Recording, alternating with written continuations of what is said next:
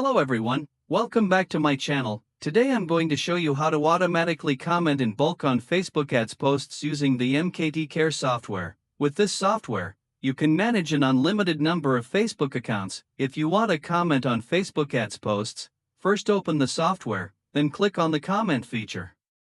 Next, choose the comment section. After that, you'll need to get the ID of the ad post you want to comment on. To do this, copy the link of the post, go to Google, search for Get UID, paste the post link there, and click Convert. It will automatically convert the Facebook ad link into a UID, then copy this UID and paste it into the software.